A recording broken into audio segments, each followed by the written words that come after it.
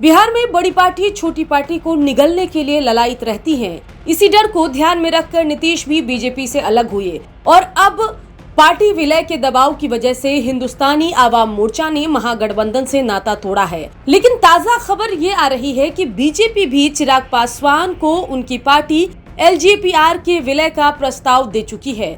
खबर है कि चिराग ने प्रस्ताव को सीधे खारिज कर दिया। खबरों की माने तो चिराग पासवान को विलय करने के एवज में बीजेपी उन्हें मुख्यमंत्री पद का उम्मीदवार भी घोषित करने का वादा करना चाह रही थी। हालांकि ये कहा जा रहा है कि चिराग पासवान ने इस तरह के किसी भी प्रस्ताव को मानने से सीधे तौर पर इनकार कर दिया। इन चर्चाओं पर एलजेपीआर का क्या कहना है, सुनिए। ये हमारे सोच से बिल्कुल परे है कि जिस पार्टी को हमारे संस्थापक ने शोषित वंचित जो लोग हाशिए पे हैं, जो समाज की मुख्य धारा में नहीं है, उनके लिए बनाया था, उसको खून और पसीने से सींचा गया। हमारे राष्ट्रीय अध्यक्ष भी वही काम कर रहे हैं, उसका हम किसी पार्टी में विलय कर ले, ये हम सपने में भी नहीं सोच सकते हैं। बता दें कि कहा तो ये भी जा रहा है कि 2014 के लोकसभा चुनाव के बाद उपेंद्र कुशवाहा को भी इस तरह का प्रस्ताव दिया गया था, लेकिन उन्होंने भी प्रस्ताव मानने से इनकार कर दिया।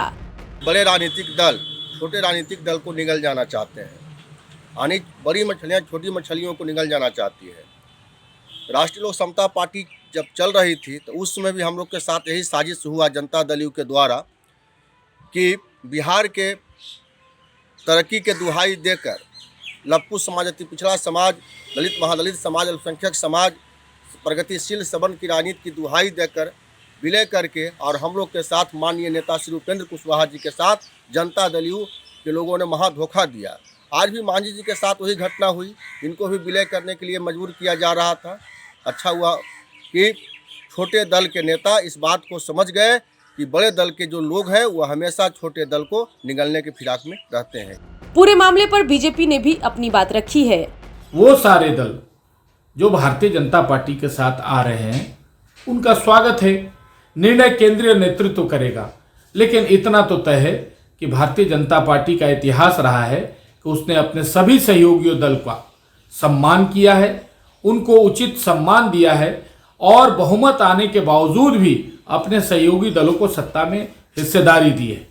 इसीलिए महागठबंधन के कुछ लोग जो भ्रम फैला रहे हैं कि कुछ पार्टियों का विलय कराकर भारतीय जनता पार्टी और तब उनके साथ समझौता करेगी, यह बिल्कुल गलत है और निराधार है। अब तक बीजेपी की दिक्कत ये रही है कि उनके पास कोई सीएम फेस नहीं था, लेकिन जब से सम्राट चौधरी को प्रदेश अध्यक्ष बनाया गया है तब से उन्हें मुख्यमंत्री के उम्मीदवार के रूप में भी प्रचारित किया जा रहा है। गिरिराज सिंह ने एक सभा में सम्राट चौधरी को मुख्यमंत्री पद के उम्मीदवार के रूप में उपयुक्त नेता बताया था, लेकिन सम्राट चौधरी की सीएम दावेदारी को भी पार्टी के भीतर से चुनौती मिल रही है। राजीव प्रताप रूडी ने सीएम पद की उम्मीदवारी को लेकर सम्राट चौधरी को पिछले दिनों चुनौती दे डाली थी।